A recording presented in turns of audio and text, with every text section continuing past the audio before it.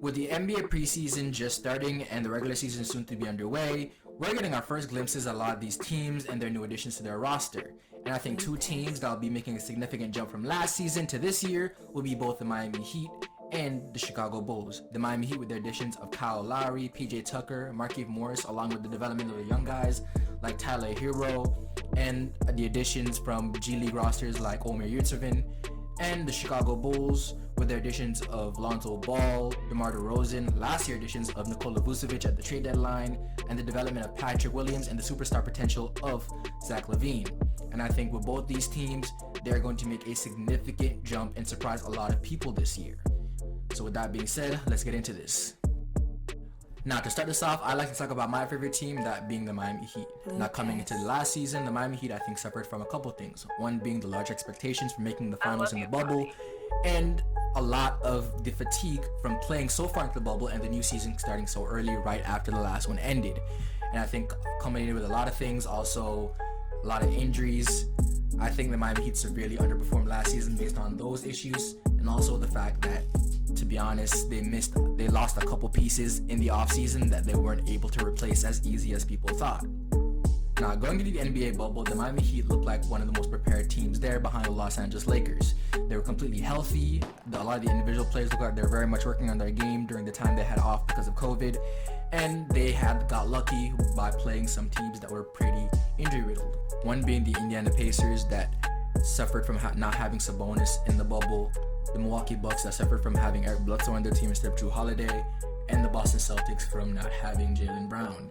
And as soon as they met a fully healthy Lakers team in the finals, they put up a very good fight, but it was shown that they really weren't meant to be in that position. Not taking anything away from them, but they definitely got a couple breaks. And then coming to last season, a lot of those weaknesses were shown. One, Jimmy Butler missed significant time simply because of injuries, and I think sometimes fatigue, coming off only a 2-month break from the previous season after playing very deep for 3 months straight, a game every other day. You'd expect him to be very much tired. Tyler Herro didn't live up to the hype that came around him in the bubble, which I think is very unfair to put on him since he didn't even have any time to really work on his game in those 2 months. I think the bubble was technically his second season since he had a 6-month time span to work on his game, watch film, see what he could do better, and he came in and surprised a lot of people and played well. Also adding to the fact that they lost guys like Jay Crowder in the offseason, that was an amazingly vital piece to their finals run, being an amazing 3-and-D player. And you can't really replace him that easily, as they tried with Trevor Ariza and it really didn't work well at all.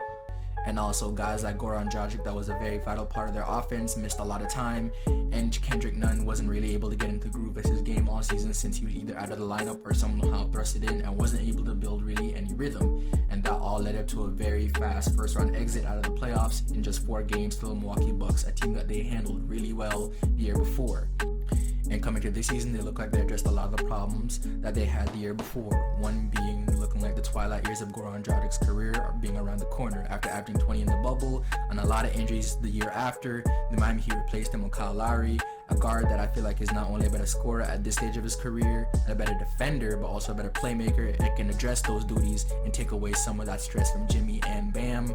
Then you add guys like PJ Tucker, who the Miami Heat tried to add last year, but was beaten out by the Bucks.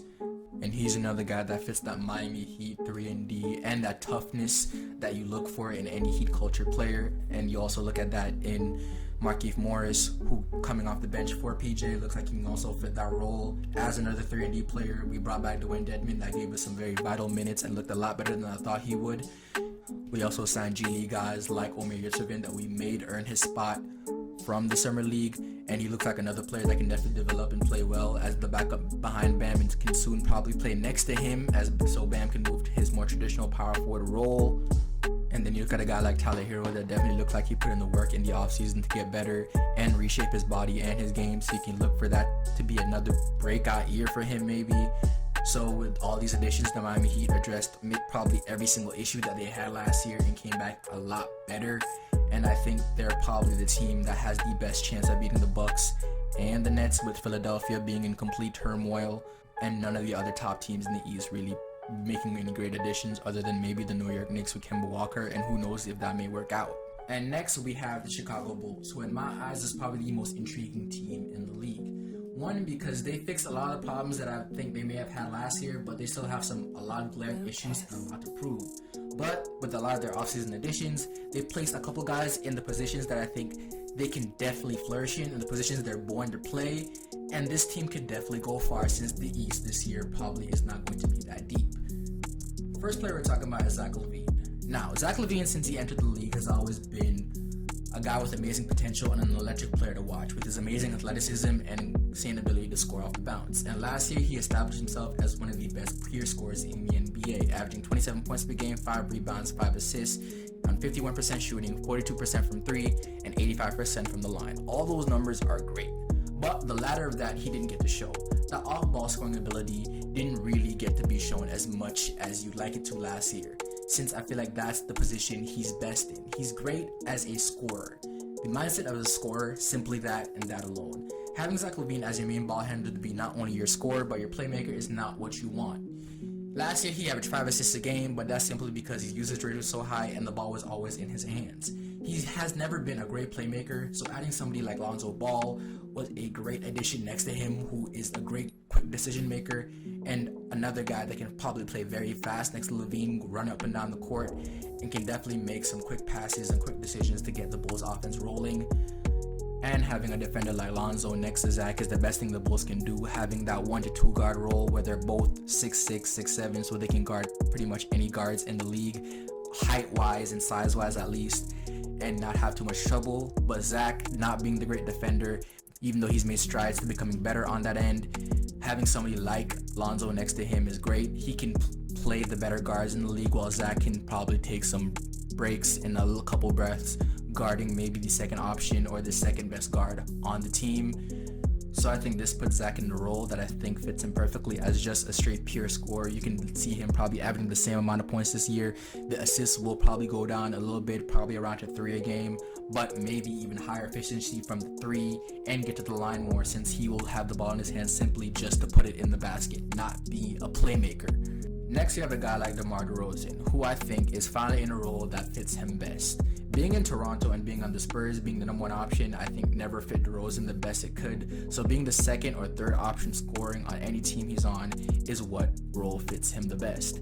And being on a team with laser shooters all around him, he can finally have the space he needs to work to not only get to the rim, but also take maybe 1 or 2 less of those tough mid-range jumpers and turn those into layups at the rim, or maybe a trip to the free throw line, not only being a more efficient scorer for this team, but finally getting into that role where he doesn't have to feel like he must chuck up threes because he's open and he needs to be a 3-point shooter for his team to succeed. That's just not the role he fits. But also his defense is going to be a negative for this team. DeMar DeRozan throughout his career has never really had the reputation as a plus defender on anywhere he's went, and I don't think that will change anytime soon. But I definitely think the positive that he brings offensively as a scorer and as a playmaker for the Chicago Bulls team definitely outweighs any defensive negatives he may have.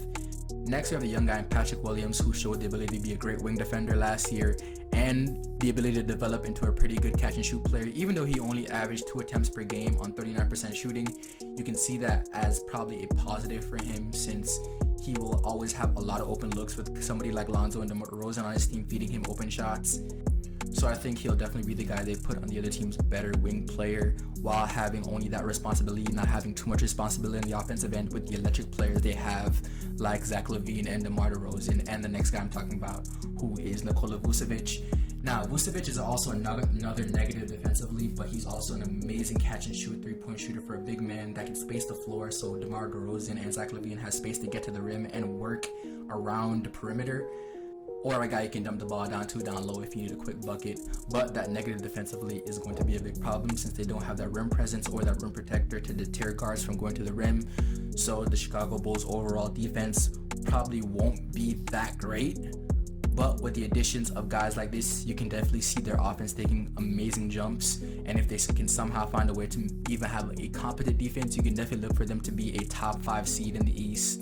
Not to mention guys like Kobe White, who finally fits the role of a Jamal Crawford or a Jordan Clarkson that can come off the bench and just score, not have to worry about being the main playmaker or being a true point guard at all, since I don't think that role ever fit him very well. So with a lot of these additions and a lot of these new roles for these players, I feel like the Chicago Bulls are definitely going to be a sleeper this year and a team that can definitely make it far in the playoffs. They're not a championship contender at all. This team definitely has its ceilings, especially with that limited defense. But overall, I definitely think they're a team to watch. So let me know what you guys think in the comments below. I definitely think that these two are the biggest sleepers this year, but you may have any other opinions. If you like the video, please leave a like and subscribe. It lets me know that you guys love this video and you love this type of content from me. But with that being said, this is FLB, that's my time, and I'm out.